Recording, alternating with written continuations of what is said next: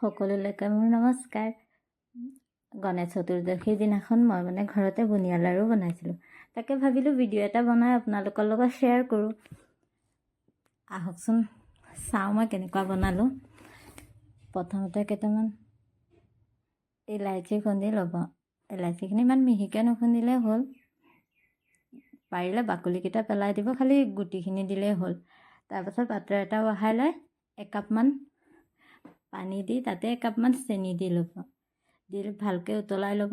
যেতিয়ালৈকে চেনিৰ শিৰাটো আঠা হৈ নাহে তেতিয়ালৈকে আপোনালোকে উতলাই থাকিব। চুই চালে গম পাই যাব টেক্সচাৰটো।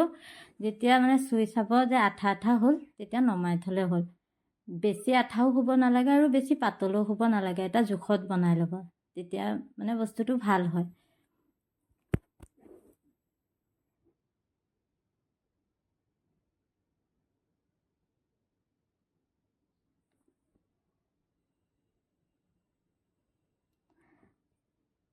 মই চিৰাটো বনাই ল'লোঁ। বনোৱাৰ পাছত পাত্ৰ এটাত অকণমান বেচন লৈ ল'ব। অকণমান আপুনি জোখটো নিজে যিমান বনায় সেই জোখতে লৈ ল'লেই হ'ল। মই ইমান বেছি লোৱা নাই, বাতি এটা আধা বাতিমান লৈছোঁ। ইমান বেছিও নবনাওঁ, 7-8টামান লাডুহে বনাওঁ। চিৰাটোত কালাৰ হ'বলৈ আপোনালোকে ফুড কালাৰ, য়েল্ল' ৰঙৰ ফুড কালাৰ ব্যৱহাৰ কৰিব পাৰে।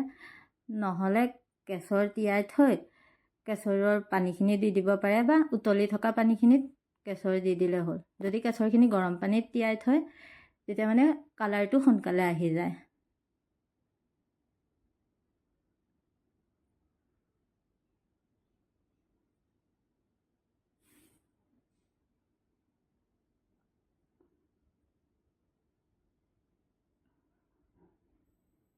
এতিয়া মই বাতি এটাত লৈ ল'লোঁ। মই যিমানখিনি বনাম বুলি ভাবিছোঁ সেইটো পৰিমাণৰ বেচন লৈ ল'লোঁ। তাতে অকণমান খোৱা চ'দা দি হাতেৰে ভালকৈ মোহাৰি ল'ব। গুটি গুটি থাকিব নালাগে, ভালকৈ মোহাৰি লৈ পৰিমাণ অনুযায়ী পানী দি ল'ব। পানী দিওঁতে চাই ল'ব যে ইমান ঘনো হ'ব নালাগে আৰু ইমান পাতলো হ'ব নালাগে। বেটাৰটো এটা জোখৰ হ'ব লাগে, তেতিয়া বুনিয়াখিনি ভাল হয়। বেছি ঘন হ'লে বুনিয়াখিনি বেয়া হয়, আৰু বেছি পাতল হ'লে বস্তুটো ফুলি নুঠিব আৰু গোল গোল নহ'ব। তেলত দিয়াৰ লগে লগে বেয়া হৈ যাব। ইফালে মই কেৰাহী এটাত তেল গৰমাই লৈছোঁ। মই ৰিফাইন অইল লৈছোঁ, আপোনালোকে ইচ্ছা কৰিলে ঘিউটো ভাজিব পাৰে। তাৰপাছত মই এখন চাকনি হেতা ব্যৱহাৰ কৰিছোঁ। চাকনি হেতা ব্যৱহাৰ কৰাৰ কাৰণটো হ'ল চাকনি হেতাখন আমাৰ চবৰ ঘৰতে থাকে, ত' ব্যৱহাৰ কৰিবলৈ ভাল। আপোনালোকৰ সুবিধাৰ কাৰণে মই চাকনি হেতাৰেই বনাই দেখিছোঁ। যদি আপোনালোকে ভাবে যে বেলেগ কিবাৰে বনায় তেতিয়া চালনীও ইউজ কৰিব পাৰে। তাৰপাছত বনোৱাৰ পাছত মই ডাঙৰ ডাঙৰ হোৱাৰ কাৰণে মিক্সিত মাৰি ল'লোঁ বস্তুটো। আপোনালোকে যদি মিহিকৈ বনাব পাৰে মিক্সিত নামাৰিলেও হ'ব। মোৰ বুনিয়াৰ আকাৰটো ডাঙৰ হ'ল দেখি মই মিক্সিত মাৰি ল'লোঁ। ইমান বেছি মিহি নকৰিলেও হ'ব, খালি বুনিয়াখিনি ভাঙি গ'লেই হ'ল। তাৰপাছত কাঁহী এখনত মই ওলাই লৈছোঁ।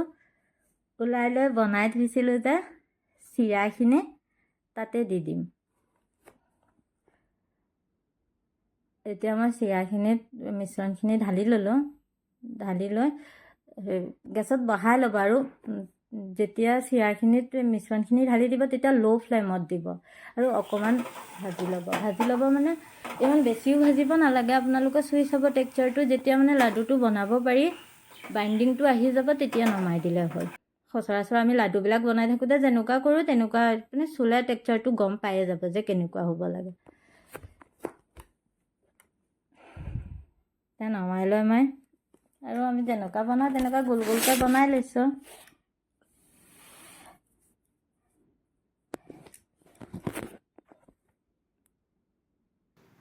বনাই লৈ মই ওপৰৰ পৰা কেশৰ দি দিছোঁ ডিজাইনৰ কাৰণে। আপোনালোকে ইচ্ছা কৰিলে নিদিলেও হ'ব, মই ভিডিঅ'ত ধুনীয়া দেখিবলৈ মই দি দিছোঁ। তাৰপাছত আমাৰ ঘৰত মা দুৰ্গাৰ মন্দিৰ আছে, তাতে আগবঢ়াই দিলোঁ। তাতে ভিডিঅ'টো কেনেকুৱা পালে জনাব। আৰু সামাজিক মাধ্যমত এইটো মোৰ প্ৰথম ভিডিঅ' পষ্ট কৰিছোঁ। কিবা ভুল হ'ব পাৰে বা মই ক'বও নোৱাৰিব পাৰোঁ, প্ৰথম ভইচ অভাৰ দিছোঁ, চ' বেয়া হ'ব পাৰে। যদি কিবা বেয়া হৈছে কৈ দিব, মই নেক্সট ভালকৈ ট্ৰাই কৰিম। আৰু আপোনালোকে চাই কেনেকুৱা পালে জনাব। আৰু ভিডিঅ'টো সম্পূৰ্ণকৈ চোৱাৰ কাৰণে ধন্যবাদ।